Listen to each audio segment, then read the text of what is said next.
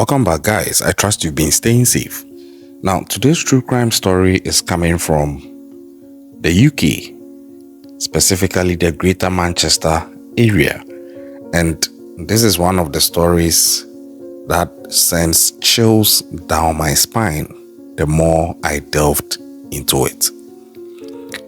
It is because it is very chilling with regards to who the culprit is, who the victims are, and the impact that this crime has left on the family as a unit in itself and also on the community as the nucleus within which things are thriving in this particular society.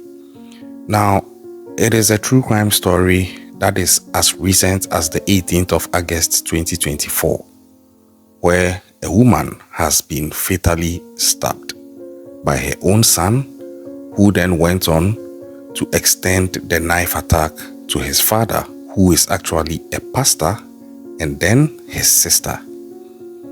And to sum all this up, they are actually Ghanaian immigrants living in the UK. In case you are not aware, I'm also Ghanaian and I'm based in Ghana, and I understand what fellow Ghanaians go through to an extent when they have to immigrate to other foreign countries.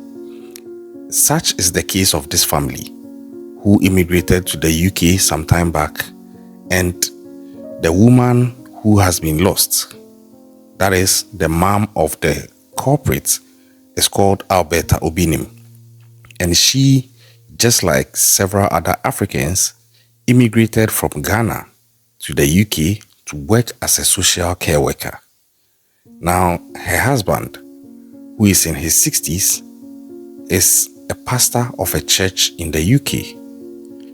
This makes the impression that the family is a religious family and there should be peace at home.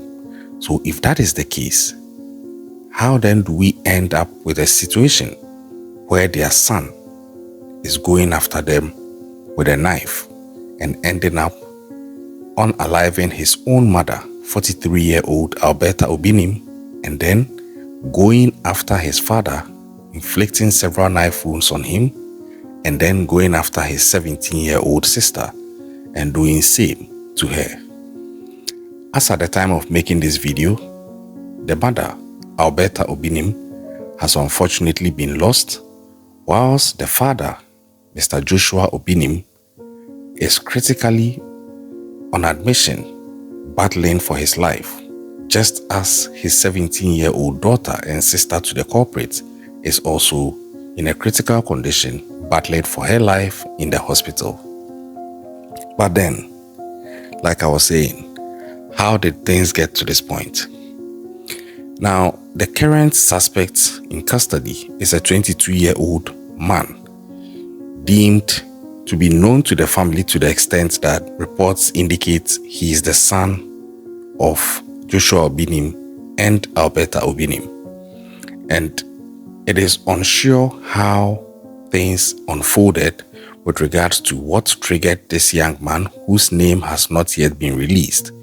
But it is very clear with several witnesses citing that he was seen around 11:20 p.m. on the 18th of August, that is just this past Sunday, on Barnard Road in Gorton, Greater Manchester area, and he was going after them with the knife drawn. Now, as to whether he was doing this because he was provoked, or he had a mental health issue, or he was induced under some form of substance or alcohol or whatever, it has not yet been established.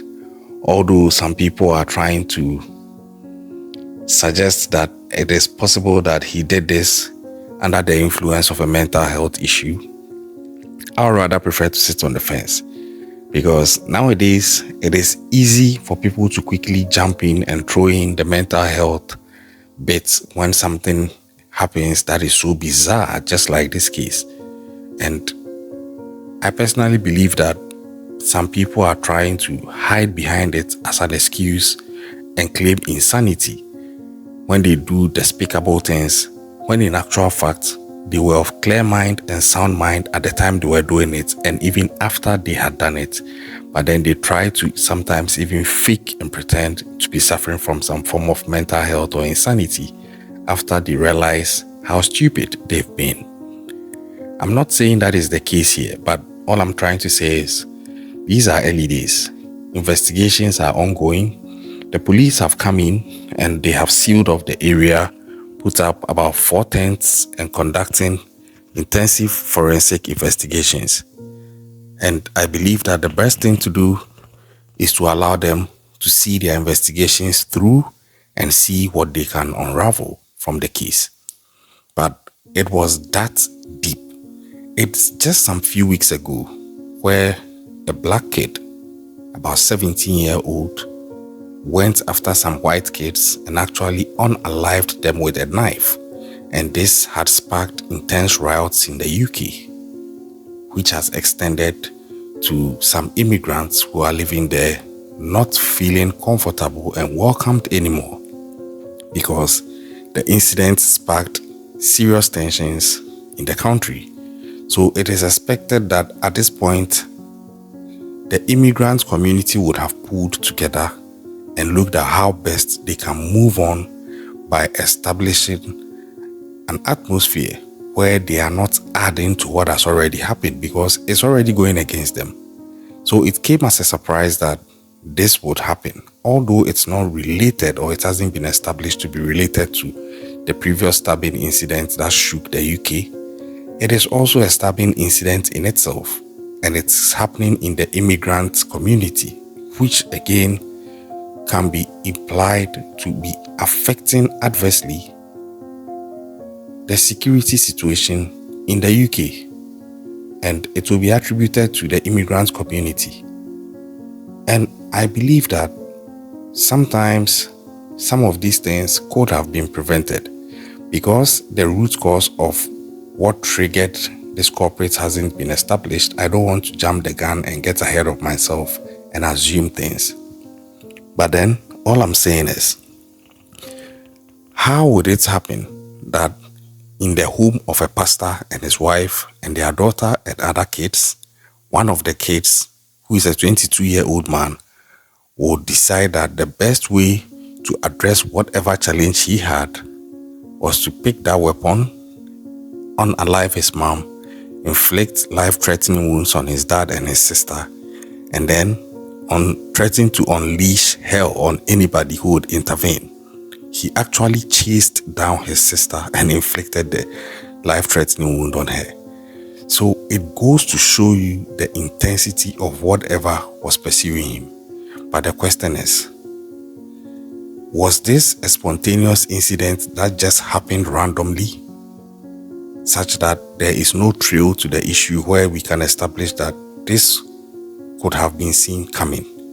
Because there was an instance, another instance, and it has led up to this tipping point? Or was this a sudden thing that this guy just got up and did without any previous indications that he had some pent-up things inside and it could lead to something like this? This is the point I'm trying to make, that in our dealings with people, let's understand that people take things differently. People react to things differently, but always make sure that you are treating people right. If somebody is not happy about something you've done, try and make peace. Don't presume that because you think it's nothing, the person should think it's nothing. It doesn't work that way. Sometimes all it could have taken to prevent an issue would have been a sincere "I'm sorry," or a sincere apology, or a sincere retraction, and just try to de-escalate issues. I'm not saying that is what's happened here. This is a general advice, because it looks like there is so much tension in people for various reasons best known to them, such that your seemingly harmless issue with somebody could end up being the last straw that will break the camel's back and trigger the person. And guess what? You are now going to be the person's target, being fooled by all the previous things that is frustrating the person. and you might not have even been responsible for those ones, just that you ended up being the unfortunate person whose offense ended up triggering the person to his or her breaking point. Let us begin to respect people's spaces, respect people's emotions, and treat people with the kind of respect it requires.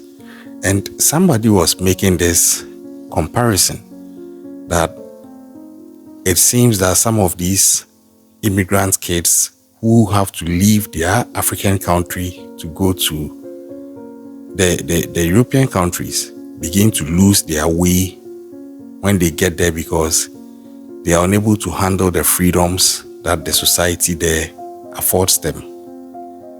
Well, it's an arguable point. Some would say that is true, some would say it isn't. But he was making this case to the end that you can't even think of doing something like this if you had not immigrated.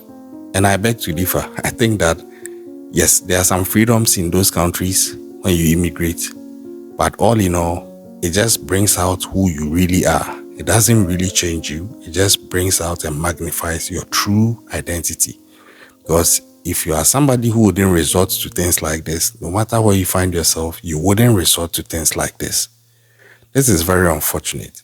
And I also began to appreciate how it would affect the family, especially those who are even going to survive, the survivor's guilt, coupled with the fact that one of their siblings did this to their parents. How do they even move on? The trauma is so heavy.